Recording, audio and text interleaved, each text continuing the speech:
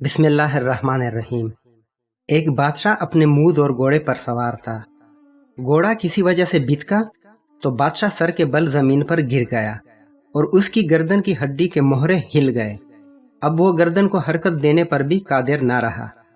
شاہی طبیبوں نے اپنی طرف سے سر توڑ کوششیں کیں مگر وہ بادشاہ کا علاج نہ کر سکے۔ ایک دن یونان کا ایک حکیم بادشاہ کے پاس آیا اور اس قدر محنت سے علاج کیا کہ بادشاہ ٹھیک ہو گیا۔ علاج کے بعد وہ حکیم اپنے وطن واپس لوٹ گیا۔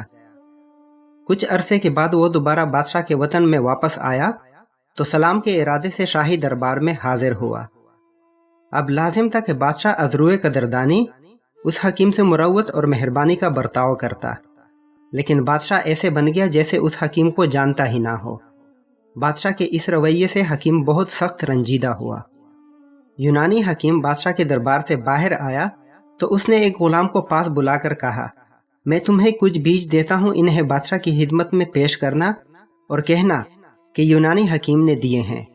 انہیں دہکتے ہوئے انگاروں پر ڈال کر ان کی دونی لی جائے تو بہت فائدہ ہوتا ہے۔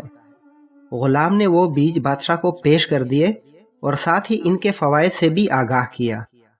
بادشاہ کے حکم سے فوراً دہکتے ہوئے انگارے پیش کیے گئے، مگر جب بیج کو انگاروں پر ڈال کر بادشاہ نے دونی لی تو اسے ایک زوردار چھینک آئی جس سے اس کی گردن کے مہرے پھر سے پرانی حالت میں چلے گئے۔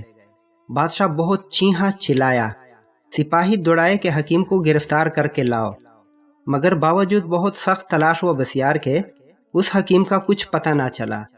باقی کی ساری عمر بادشاہ نے ایسے ہی گزار دی۔ شیخ سعدی رحمۃ اللہ فرماتے ہیں کہ ہمیشہ محسن کو بلائی کے ساتھ یاد رکھنا چاہیے۔ احسان فراموش شخص کمینہ ہوتا ہے، اور ہمیں اسلام بھی یہی سکھاتا ہے کہ کمینہ شخص کبھی بھی بھلائی نہیں پا سکتا۔